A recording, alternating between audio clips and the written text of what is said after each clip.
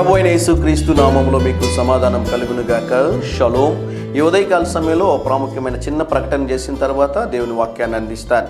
మనము నెలలో ఉదయకాల సమయంలో అందించేటటువంటి 2 నిమిషాల సందేశంలో బలపరిచే వాక్యాలు ఉంటాయి, హెచ్చరించే వాక్యాలు ఉంటాయి, ఆరోగ్యానికి సంబంధించినటువంటి వచనాలు ఉంటాయి. అదే రీతిగా దేవునికి ఇచ్చేటటువంటి విషయంలో కూడా మీరు ధారాళముగా దేవునికి మీ కానుకలు, మీ దశంభాగాలు ఇవ్వాలని ఎప్పుడు జ్ఞాపకం చేస్తూ ఉంటాను.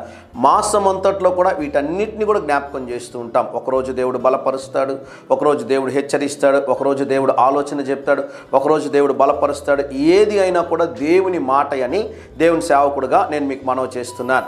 మన ఆధ్యాత్మిక జీవితంలో కానుకల దశమ భాగాలు కూడా ప్రాముఖ్యమైనటువంటి పాత్రను పోషిస్తాయని దేవుని సేవకుడుగా తెలియజేస్తూ ఉంటాను. ప్రపంచంలో ఏ సేవకుడు చెప్పని ఒక మాట నేను చెప్తానండి. ఏంటి అంటే, మీ కానుకలు, మీ దశమ భాగాల ముందు మీరు వెళుతున్న సంఘానికి ఇవ్వండి. ఆ తర్వాత దేవుడు మిమ్మల్ని ప్రేరేపిస్తే నాలాంటి సేవకులకి పరిచర్యకి సహకరించడానికి ప్రయత్నం చేయండి అని దేవుని సేవకుడుగా తెలియజేస్తున్నాను. ఈ ఉదయకాల సమయం కొరకు మలాకీ గ్రంథం 3వ అధ్యాయము 10వ వచనంలో, నా మందిరములో ఆహారం ఉండునట్లుగా 10వ భాగం అంతయు మీరు నా మందిరపు నిధిలోనికి తీసుకుని రండి. దీన్ని చేసి మీరు నన్ను శోధించిన ఎడల నేను ఆకాశవాక్యములను విప్పి పట్టజాలనంత విస్తారమైన దీవెనలు కుమ్మరించేదనని సైన్యములకు అధిపతియగు యెహోవా సెలవిచ్చుచున్నాడు. దేవుని నామానికి స్తోత్రం కలుగునుగాక.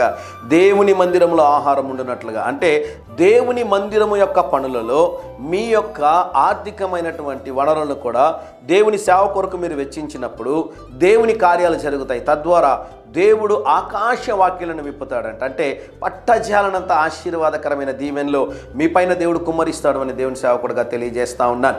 కనుక క్రమం తప్పకుండా మీ కానుకలు, దశమ భాగాలు దేవునికి ఇచ్చి దేవుని గణపరచండి. ప్రభు మీ జీవితంలో బలమైన కార్యాలు చేస్తాడు. గిన్నె నిండి పొర్లే అనుభవంలోనికి దేవుడు మిమ్మల్ని నడిపిస్తాడు. ధైర్యంగా ఈ దినాన్ని ఎదుర్కోండి.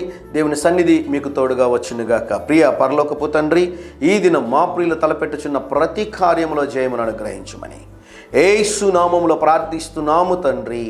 Amen, amen.